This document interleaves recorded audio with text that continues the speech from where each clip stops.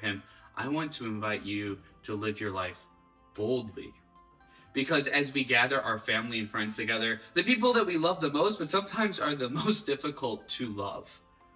And oftentimes those fights come about because we're talking about the three taboo topics of money, politics, and faith. And I want to give us some ways in which we could talk about faith well. Because it's not a matter of not talking about our faith, but rather we need to talk about our faith well with those who maybe don't believe the same things we believe, or fallen away from the belief that, with your children that they grew up with, or maybe you yourself are struggling with as well.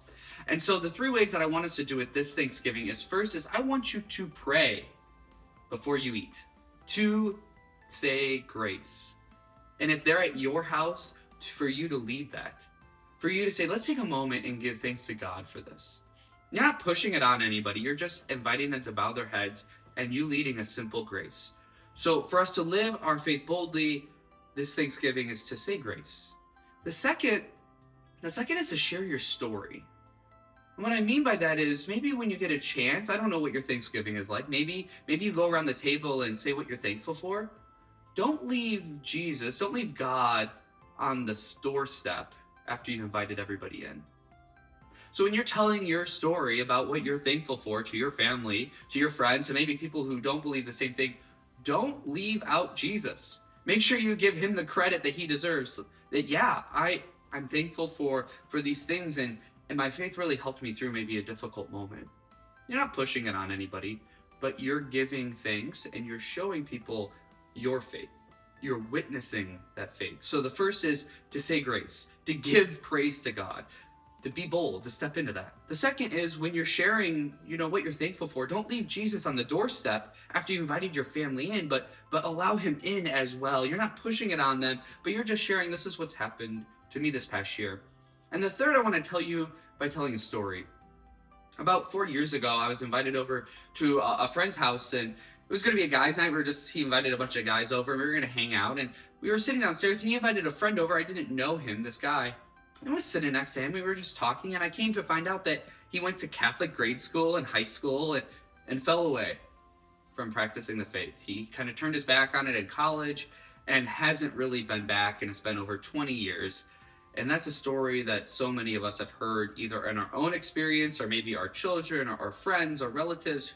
We all know those people.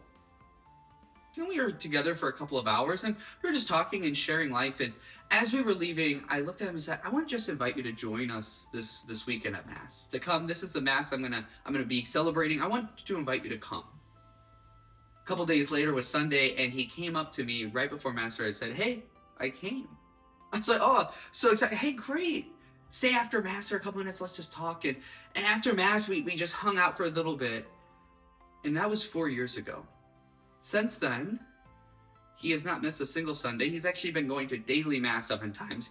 He has his own 3 kids he put into Catholic school, and he's been praying the rosary with his family. He's living his faith, his life, boldly with Jesus. And it all came from a single ask. And it's not because I'm a priest.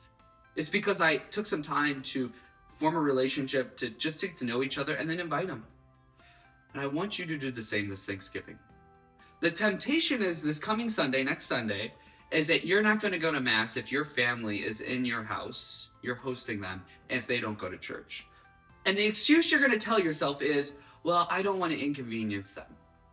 And I'm going to just be bold and say, don't do that. Rather, invite them to join you.